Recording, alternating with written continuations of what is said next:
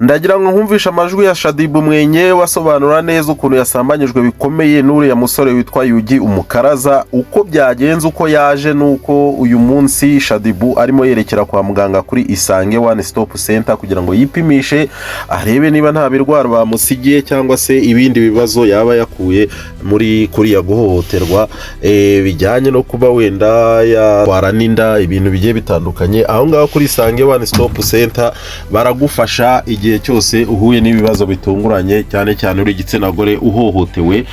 Shadibu aratangaza yuko arimo ajya kwa muganga kugira ngo yipimishe neza, hanyuma navayo ahita ajyana ikirego cye kuri RIB. Ariko hagati aho ngaho RIB nayo ikabitangaza ko yatangiye gukora iperereza kuri iki kirego cya Shadibu, ko ndetse bamaze no kucyakira. Kurikira amajwi neza wumve ukuntu Shadibu abisobanura. Umuntu uri kujya kwa muganga ujya kwipimisha, ariko icyo ndicyo nuko nakorewe ihohoterwa bitewe nuko batsinzishije. Yari umushyitsi wanjye kuva kera, ariko bitewe n'ukuntu muri iki gihe naranze abantu kugira ngo mwirinde, bitewe n'igikomere nari mfite, nta bintu byinshi nashakaga, ariko bitewe n'ukuntu process zagendaga bakagarika mechance ngende mabarira abantu, niko yisanze wanjye aracyana blood pe turanywa nyine biki byose, ariko nyuma nisanga nambaye ubusa bro dina mu mihango. So n'ikibazo gikomeye, so niyo mpamvu nahise mbihamya tu n'ikindi rero ndi muri process kugira ngo babikurikirane biri official. That's what I'm feeling. Ni inshuti yanjye, nta kuntu narusha umuntu wanjye hariya outside just like that, uko mbizi neza ko ari byo. None se kwa muganga ubu urateganya gutangira process aka kanya cyangwa kandi ari bwo ndi kujyayo? Nibwo uri kujyayo. Okay.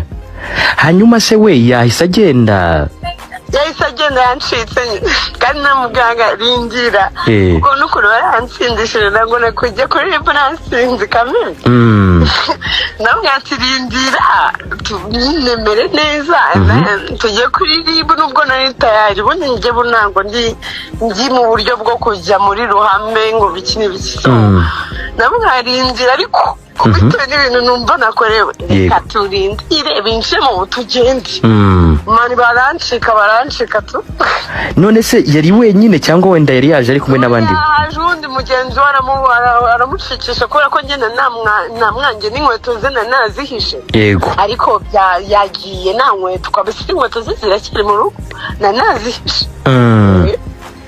Nicyo kintu cyose kinyereka ko yankora ihohoterwa nyine. Oh, pole sana. It's okay. Ubu ni nk'iyihe nama wumva waha abakobwa cyangwa se bashobora kugwa nko mu mutego nk'uwo?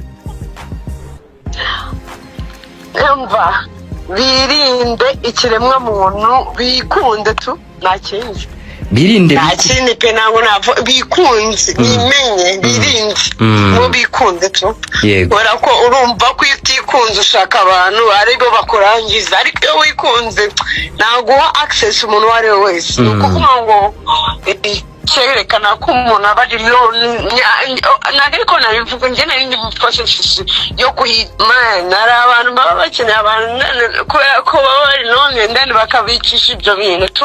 Bikunde, iyo wikunze wiha ibyo ari byo byose ushaka, ariko iyo utikunze ushaka abantu tu babiguhe. Nicyo kintu nababwira, bikunde tu, nta kindi bakora mu buzima bwabo.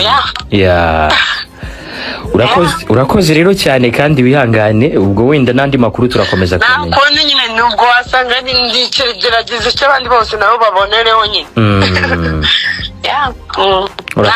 Merci. Urakoze cyane.